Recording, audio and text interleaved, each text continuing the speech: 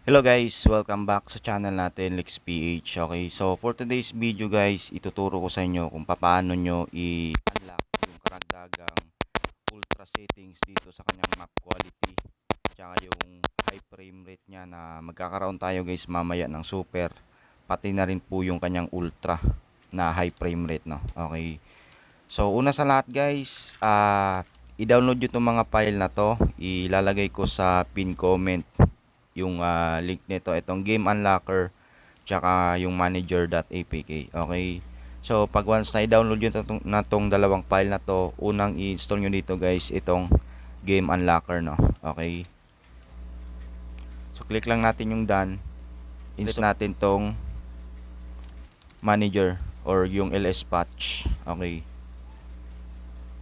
so click lang natin yung done dito, tapos dito guys i-download nyo to sa Play Store, itong Shizuku na application. Okay, so una guys, kailangan activated po yung developer option sa phone settings nyo. Punta kayo ng about phone, software information, tapos i-click nyo to guys 7 times itong build number para lumabas po yung developer option nyo na settings dito sa baba, no?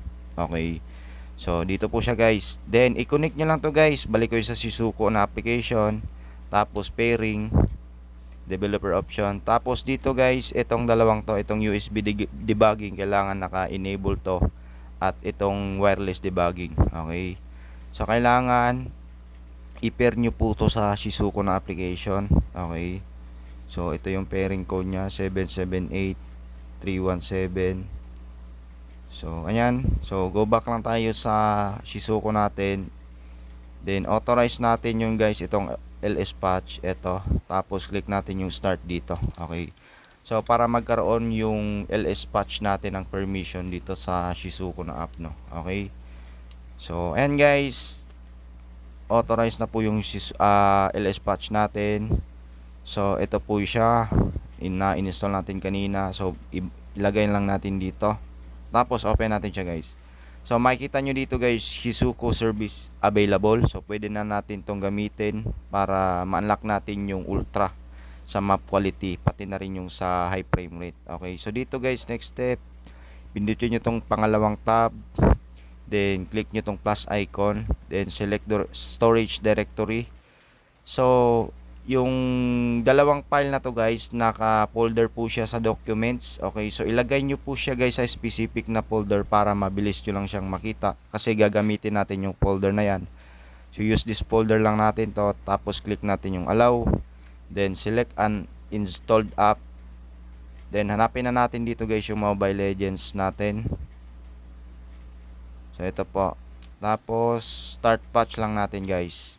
Okay, so ito guys, mag-uninstall muna yung main app natin, tapos magre-reinstall siya dito sa ls patch natin. Okay, so makikita nyo uninstalling yung unang app muna bago i-install nya guys dito sa ls patch yung Mobile Legends na meron na pong ultra settings. Okay, so wait lang natin to guys matapos.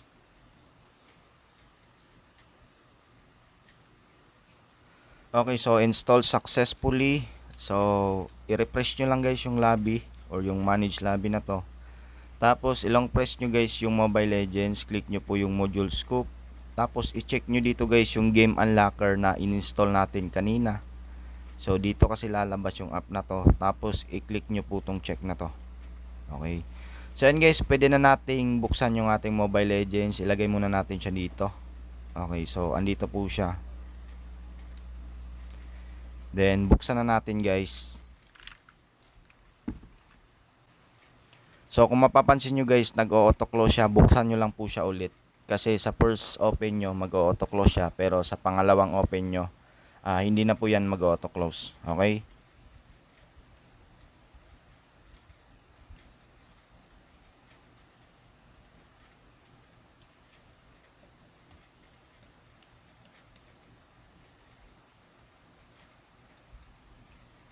okay, so ito na siya guys. I-check na natin yung settings natin. So ayan, meron na tayong ultra guys sa map quality, tsaka meron din tayong ultra sa high frame rate nya. Syempre yung super, yung mga naka 90 Hz, meron din tayo, no. So kanina kasi hanggang high lang po siya. So ngayon, meron na tayong super, meron din tayong ultra. Okay, so take note lang guys, itong super, ito po yung 90 Hz. So kailangan nyo ding iset yung screen refresh rate nyo into 90 Hz para gumana po siya, no. Okay. Tapos kung supported naman na siguro yung mga phone nyo sa 120 or yung mga high-end, pwede nyo guys gamitin yung ultra, no. Kasi magdedepende kasi ito kung supported ba sa 90 Hz or 120 Hz yung screen refresh rate ng phone nyo. So, pwede nyo ilagay sa ultra, no. Okay. Kaya nang bahala guys. So, ayan. Ibalik nyo lang guys yung mga interface nyo dito. Kung nabago man siya. So, kayo nang bahala guys. Magbalik ano. Okay. So, ayan guys. And I hope nakatulong sa itong video na to. Please, huwag nyo kalimutan bigyan ng like.